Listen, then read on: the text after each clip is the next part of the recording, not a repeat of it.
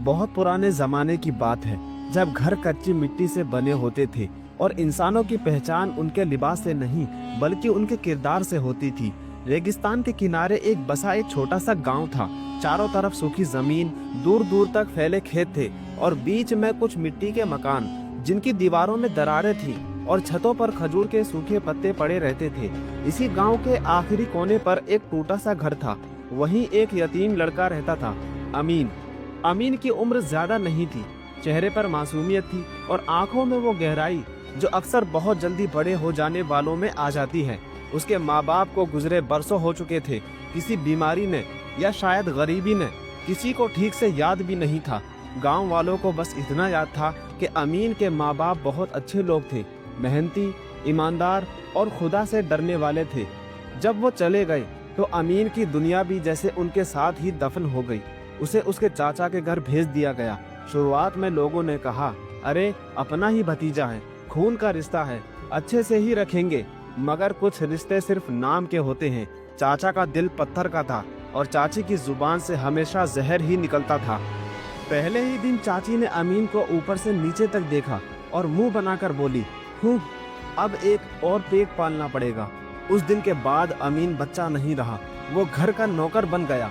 सुबह जब अंधेरा छाया रहता तभी उसे झिंझोड़ कर उठा दिया जाता, उठ जा, सूरज निकलने से पहले काम शुरू हो जाना चाहिए।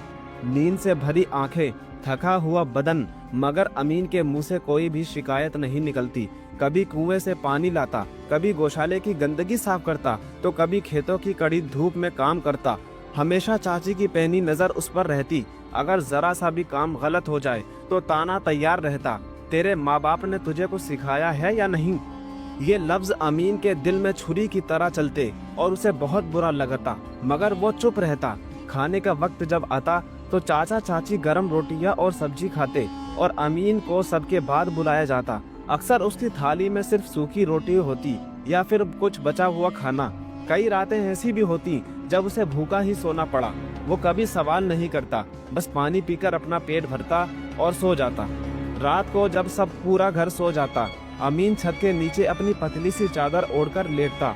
छत के एक छोटे से छेद से उसे आसमान और चमकते हुए तारे दिखाई देते। वो उन्हें देखता और कहता, या अल्लाह, तू सब जानता है, तू रहम करने वाला है, मुझ पर रहम करना, मुझ पर रहम फरमाना। एक दिन जुल्म की हद पार हो गई। धूप बहुत तेज थी और रेत आग की तरह तप रही थी। अमीन सुबह से काम में लगा था, तभी चाची ने उसे गुस्से में बुलाया, जा जंगल से लकड़ियां ले आ और ध्यान रहे बहुत सारी लाना।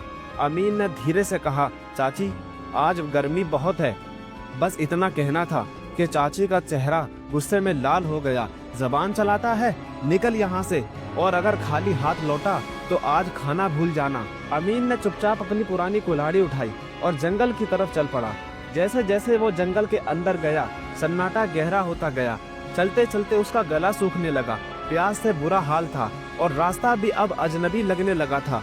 वो थककर एक पत्थर पर बैठ गया और फूट फूट कर रो पड़ा और कहने लगा, या अल्लाह, मैंने किसी का क्या बिगाड़ा है, तू रहम करने वाला है, मुझ पर रहम फरमा।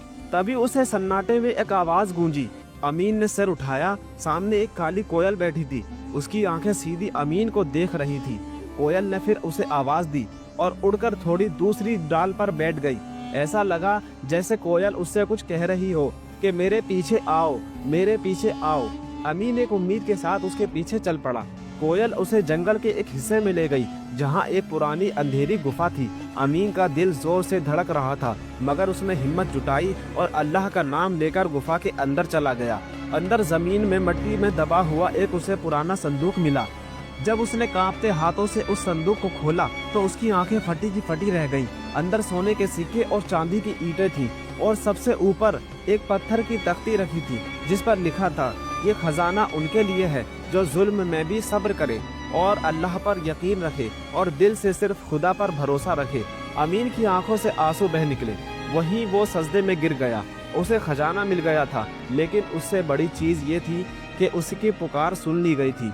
अमीन गांव लौटा मगर वो बदला नहीं। उसने उस दौलत से अपने लिए महल नहीं खड़ा किया बल्कि गरीबों की मदद की, यतीमों के लिए छत बनाई और भूखों को खाना खिलाया। जो चाचा चाची उसे बोझ समझते थे आज वो शर्मिंदा थे। अमीन ने साबित कर दिया कि सब्र का रास्ता मुश्किल ज़रूर होता है मगर उसकी मंजिल बहुत खूबसूरत होती है।